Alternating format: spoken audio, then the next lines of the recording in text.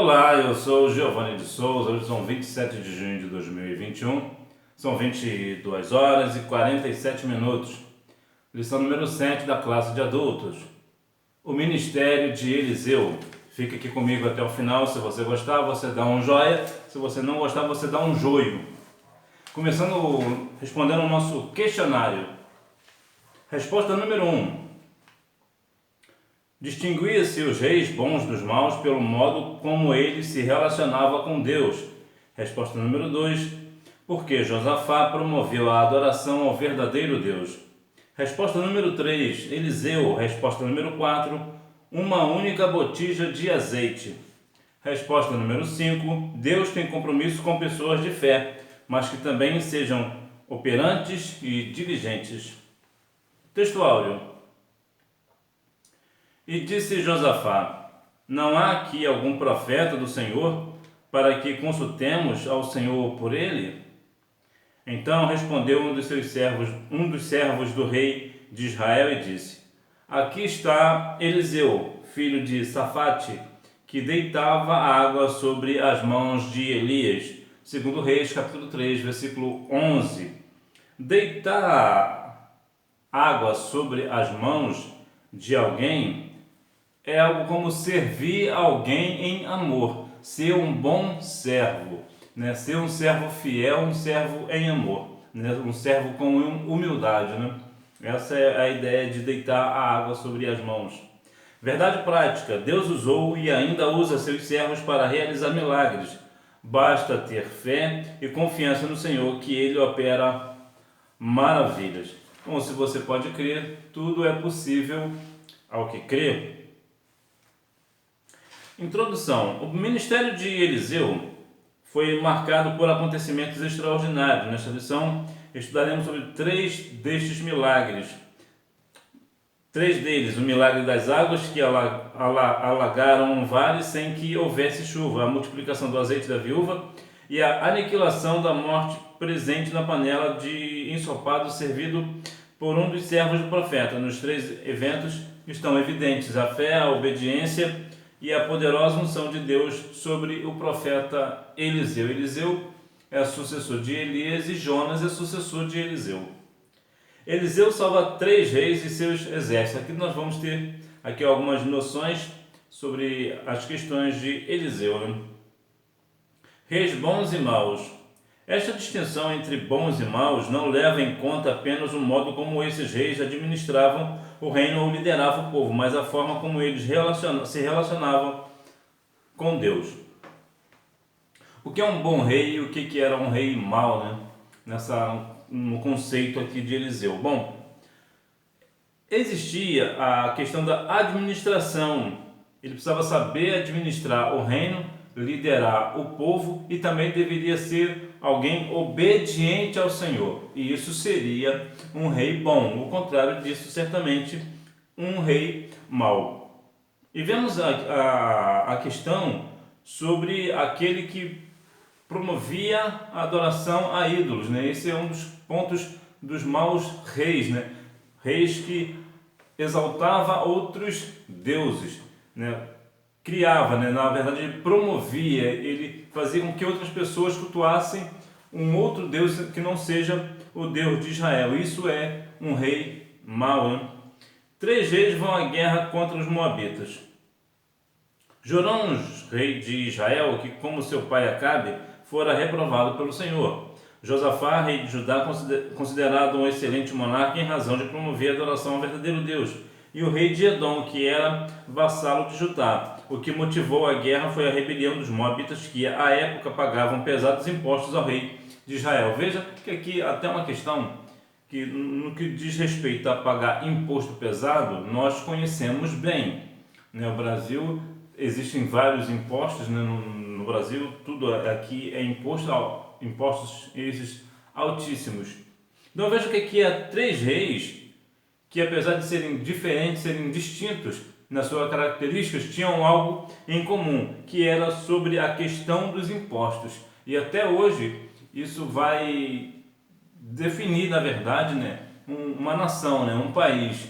Se um país tem altos impostos, ele certamente não vai andar, né? Não vemos, por exemplo, o caso da Venezuela, tem altos impostos também, e ver a situação com que está lá. Aqui no Brasil nós ainda somos salvos, né, pelo agronegócio brasileiro, que é quem na verdade sustenta a economia do Brasil, mas os impostos do país são extremamente altos, então isso impede com que o Brasil avance ainda mais, apesar do seu grandioso potencial, né, em todos os sentidos, né, tanto em questões de terra, de água potável, de minério e tantas outras coisas, né?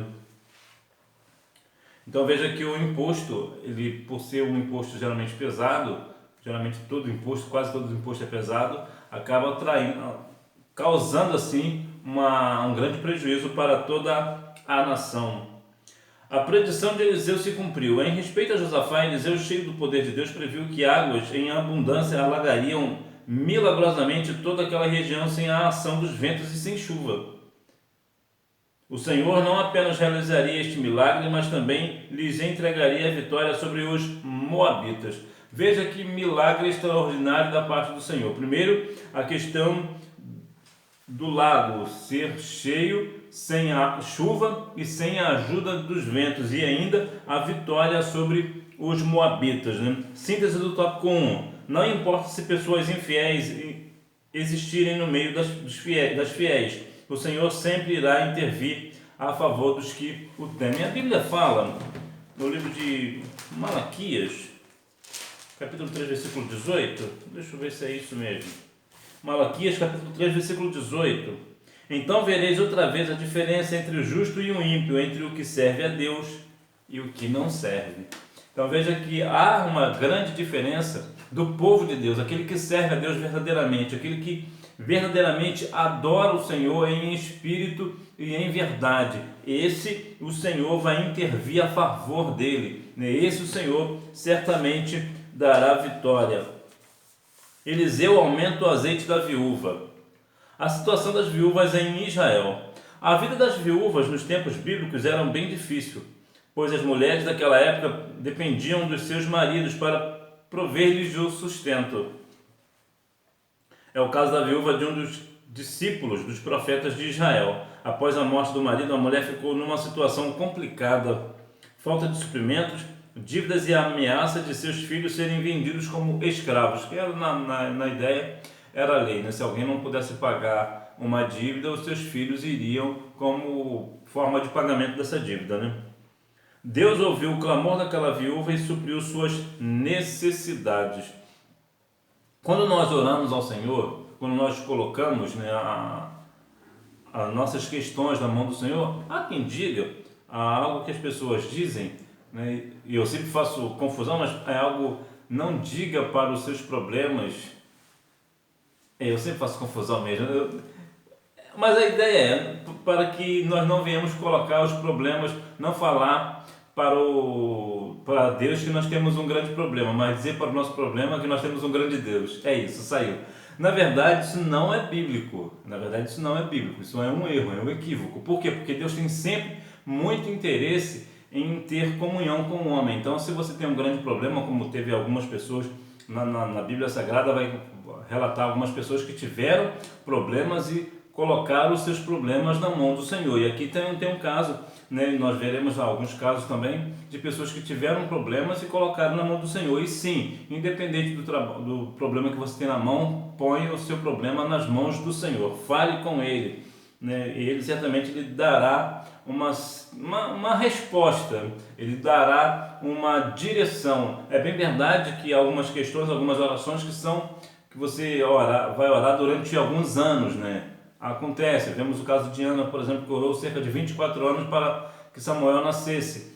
Isso pelo menos de acordo com alguns historiadores. Então veja que sim, há algumas orações que serão muito longas, né? Você vai orar hoje, vai orar amanhã, vai orar ano que vem, vai orar na próxima década, mas um dia o Senhor dará a vitória, segundo a vontade dEle. Mas o importante é que nós coloquemos as nossas situações, os nossos problemas na mão do Senhor. Uma única botija de azeite foi suficiente para Deus operar o milagre. Após ouvir da mulher que não tinha nada além de uma vasilha de azeite, o profeta disse a ela que tomasse vasilhas emprestadas com os vizinhos e que, ao entrar em casa, com os filhos fechasse a porta. A ordem era derramar em cada vasilha disponível o pouco de azeite que possuía e pô-las à parte à medida que ficassem cheias. E foi justamente o que ela fez. Quando acabaram as vasilhas, o azeite cessou. Ela vendeu o azeite, pagou a dívida e ainda pôde manter o sustento da família com o que sobrou. Bom, há algumas questões que nós precisamos compreender, que a Bíblia não fala que era um pouquinho de azeite, a Bíblia fala uma botija de azeite. Então ela podia estar cheia, podia estar pelo meio, podia estar vazia, mas a Bíblia não menciona como ela estava, dizia apenas que ela tinha uma botija de azeite. Então aqui a ideia de pouco de azeite que possuía, mas a Bíblia não menciona isso, a Bíblia não diz que era pouco. Entretanto, há dois pontos aqui a considerar. A primeira é que a questão que pedir vasilhas emprestadas. Você já pediu alguma coisa emprestada a alguém? Você vê que para você pedir, tem dois pontos aqui na verdade, né? Quando você vai pedir algo emprestado para alguém, para você pedir algo emprestado para esse alguém, você precisa primeiro ter intimidade com essa pessoa. Então aqui mostra que essa viúva ela tinha amizade com seus vizinhos, ela tinha uma boa vizinhança, ela era uma boa vizinha, né? Tanto é que as pessoas emprestavam para ela. E o segundo ponto sobre a questão de pedir emprestado é que quando nós vamos pedir algo emprestado para alguém, nós não vamos com ousadia, nós não vamos cheio de graça, nós vamos com quê? Com humildade, com simplicidade. Eu estava pensando, se você não pode, a gente vai sempre com um jeito assim, manso, meio tímido, meio, às vezes assim, até parece meio perdido, por mais que você tenha intimidade com essa pessoa. Então, aqui denota, por exemplo, a simplicidade dessa viúva. A viúva, ela tinha intimidade com as pessoas que rodavam perto da casa dela, né, os vizinhos, né, que moravam perto da casa dela, e também ela era uma pessoa simples. E há uma outra questão que nós precisamos ficar muito atentos e atentar muito para isso, que as vasilhas, quando eram cheias, eram colocadas à parte. Eu gosto muito dessa parte pelo seguinte, que nós somos como vasos na mão do Senhor. E isso quer dizer que quando nós somos cheios do azeite, nós somos colocados à parte. Ou seja, nós que somos cheios, que estamos cheios da graça do Senhor, do azeite do Senhor, nós somos colocados à parte. Quem é colocado à parte é diferente, é notado, é valorizado. Tudo aquilo que você tem na sua casa, que você põe à parte, que você separa, é um lugar, é algo de destaque, é algo que tem um valor. Então veja que nós temos que ser cheios do Senhor, do Espírito do Senhor, porque como nós, eu falo isso porque o azeite também simboliza aqui o Espírito Santo, né? Então quando nós somos cheios do Espírito Santo, nós somos sempre colocados à parte, um lugar de destaque para a glória do nome do Senhor. Fé, obediência e família unida. Nesse episódio da multiplicação do azeite, percebe-se que a fé e a obediência são os ingredientes necessários para que as bênçãos divinas sejam abundantes na vida de quem crê. Quando nós temos fé e temos obediência à palavra, quando nós falamos ao Senhor, o Senhor certamente irá nos ouvir. Ao pedir à mulher para fechar a porta, o profeta indicou que o milagre deveria acontecer na intimidade da família. Isso significa que Deus se agrada de uma família unida em torno de um ideal sagrado. Então veja que aqui denota uma intimidade com o Senhor, né? Vai fazer um milagre à parte. No quarto, por exemplo, vai ser somente a família reunida, somente as pessoas de casa, né? Isso denota intimidade e uma família reunida para o mesmo propósito. Então a nossa família precisa estar unida no mesmo propósito para que assim o milagre do Senhor venha a acontecer para a glória do seu nome. Síntese do tópico 2. Deus não necessita de coisas grandiosas para operar milagres. Muitas vezes o instrumento do milagre já se encontra em nossas mãos. Isso é uma grande verdade, porque veja, por exemplo, o Senhor quando foi criar o mundo, ele não usou nada a não ser a sua palavra. Então Deus não necessita de nada para fazer algo. Então, como algo pequeno, o Senhor pode fazer grandes coisas. Eu lembro, por exemplo, a multiplicação dos peixes, né, que eram apenas alguns peixinhos, mas o Senhor alimentou mais de 5.000 pessoas, né? Mais de 5.000 homens, na verdade, sem contar os homens, as crianças e as mulheres. Então veja que, independente do que o Senhor, do que você tem na sua mão, certamente o Senhor vai fará maravilhas. Veja, por exemplo, o caso de Moisés. Moisés estava com a vara na mão, perguntando ao Senhor o que fazer, e o Senhor disse para ele: por que clamas a mim? Toque nas águas. O que Deus estava falando para ele? Você tem a resposta na sua mão e você está me perguntando o que fazer? E quando das vezes nós temos a resposta na nossa mão e nós estamos perguntando o que fazer, né? Nós precisamos ter um pouco mais de fé, né? Exercitar um pouco mais a nossa fé no Senhor. A morte que havia na panela. A escola de profetas. Os filhos ou discípulos dos profetas estavam radicados em Betel, Jericó e Gilgal. Nessas escolas, os alunos eram encorajados a buscar uma melhor compreensão da palavra de Deus, desenvolviam um relacionamento com o Senhor e contribuíam na manutenção da resistência contra a apostasia e a idolatria, que imperavam em Israel. Por isso, eles eram perseguidos por alguns reis. Hoje, não tem mais a escola de profetas, mas tem a escola bíblica dominical, né? E na escola dominical, nós devemos cada dia mais buscar a compreensão da palavra de Deus, mas que também nós venhamos ter comunhão com o Senhor, né? Nós precisamos a cada dia mais conhecer a palavra do Senhor e assim ter mais comunhão com o Senhor, para assim pregar, né, contra a apostasia, contra a idolatria, sabendo que nós seremos perseguidos por essas coisas. Mas nós precisamos continuar firme no propósito. Ainda que o mundo venha perseguir a cada um de nós precisamos continuar firme no propósito de obedecer ao Senhor, né? Procurar com zelo, né, a resistência na palavra do Senhor, a compreensão da palavra. A morte na panela. Foi na escola de profetas de Gilgal que Eliseu ordenou ao seu servo que fizesse um ensopado para alimentar os discípulos. Provavelmente pela falta de conhecimento sobre plantas e diante da escassez de alimentos, o rapaz pegou junto com os legumes uma espécie de pepinos silvestres que continham veneno.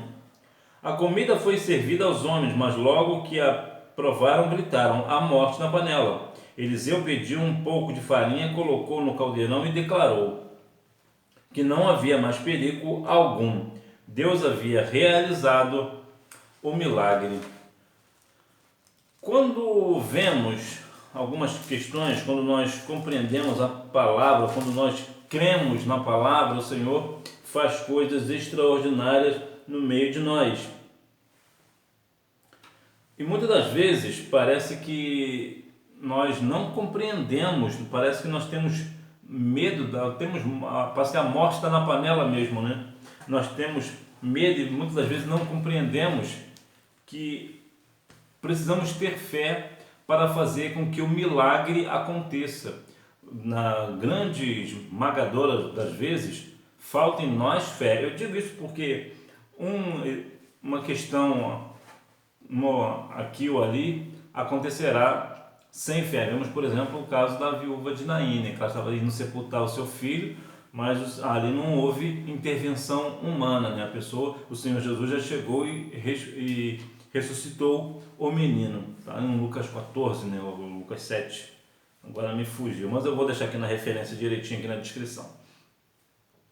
Então veja que nós precisamos não somente falar da palavra, pregar a palavra, mas nós também devemos vivenciar a palavra. Então quando acontece algo desse tipo, por exemplo, no ensopado que fizeram e houve morte na panela, veja que ele apenas colocou um pouco de farinha no caldeirão ou na panela, se for o caso, para nós entendermos melhor, e declarou que não havia mais perigo algum.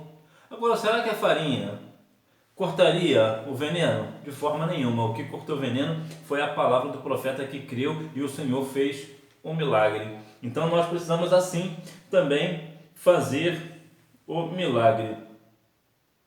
Há uma passagem aqui em Marcos capítulo 16, versículo 18, conhecido de todos nós: pegarão em serpentes e quando beberem alguma coisa mortífera não lhes fará mal algum.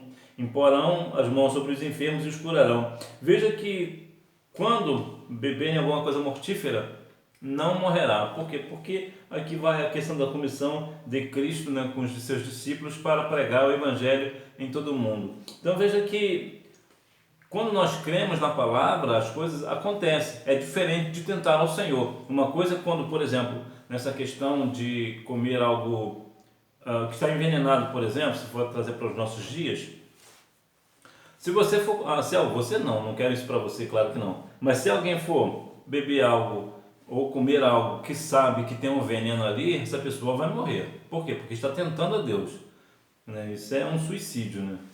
Agora, quando a pessoa não sabe, está isenta do saber, não tem conhecimento que aquilo está envenenado, diante da palavra do Senhor, ela vai comer e não fará mal algum. Isso, claro, também no contexto direto. Não é por isso que você vai sair por aí comendo qualquer coisa. Não, posso comer qualquer coisa porque a Bíblia diz que eu posso comer ou beber alguma coisa mortífera que não me fará mal nenhum. Veja que aqui está na grande comissão, ele está fazendo a obra, está no campo missionário. Então, nós precisamos saber dividir e compreender a palavra no seu texto e no seu contexto, né? Síntese do tópico 3. O Senhor não necessita de ninguém para realizar milagres, porém sempre espera de nós uma atitude de fé. Realmente, como já falei no caso da viúva de Naim, o Senhor não precisou de atitude de ninguém, ele mesmo foi lá e fez o milagre. Mas é claro que o Senhor sempre espera de nós uma atitude de fé, né? Conclusão: nos 3 milagres apresentados na lição, percebe-se que aconteceram mediante alguma iniciativa ou trabalho humano. Isso significa que os milagres operados por Deus na vida dos seus servos acontecem em cooperação com algum tipo de trabalho ou atitude humana. Deus tem compromisso com pessoas de fé, mas que também sejam operantes e diligentes. Nós, a cada dia mais, precisamos compreender que, apesar de aqui estamos falando do ministério de Eliseu, mas cada um de nós tem um ministério. Às vezes pode ser o teu caso, você talvez não seja uma pessoa do ministério propriamente dito, mas você é uma pessoa que é casada, né? Você é um homem casado, então você tem um ministério dentro da sua casa. Isso também serve para a mulher, que às vezes pode ser também que a mulher seja uma mulher de fé e o esposo talvez não seja cristão, né? Ou talvez seja cristão, mas não tenha a mesma fé, né? Então, de qualquer forma, nós precisamos compreender que cada um de nós exercemos um ministério para com Deus. E qual é? De estar firme na sua palavra, pregar a sua palavra e dar testemunho dela no nosso conviver, no nosso dia a dia, dando o nosso testemunho. O nosso testemunho ele é muito eficaz no ministério. Pessoas são salvas para Cristo por testemunho de pessoas, apenas por ver pessoas testemunhando. Isso que eu quero dizer, a questão do testemunho, não é testemunhar de uma cura, por exemplo. É claro que isso também vale, mas eu digo de uma questão de procedimento. Como é o seu procedimento no dia a dia, na escola, no trabalho, na sociedade, como você age. Então, esse teu agir faz com que pessoas acabem vendo você como exemplo. Quero ser um cristão igual àquela pessoa que está indo ali. No caso é você. Então, nós exercemos o ministério e nós precisamos levar isso muito a sério.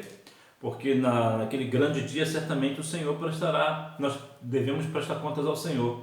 E o Senhor vai requerer de nós. E como será? Como nós estaremos diante do Senhor, diante desse ministério? Então, que nós venhamos a cada dia mais compreender que, ainda que nós não sejamos Eliseu, mas nós temos um ministério aqui na terra, né? Talvez na igreja, talvez você seja um obreiro, né? Está dirigindo uma congregação, ou é um diácono, um presbítero, ou um pastor, ou mesmo um evangelista, um auxiliar de trabalho. De qualquer forma, você é um obreiro na casa do Senhor, então você exerce bem o seu ministério, porque cada um de nós, às vezes parece simples, não, mas o meu trabalho é muito simples, aqui na igreja ou na minha casa, independente, é o ministério, foi o Senhor que te confiou, foi, então faça valer essa confiança do Senhor, leve a sério, ainda que aparentemente seja algo simples, faça com sinceridade, faça com honestidade, faça com grandeza diante do Senhor, faça com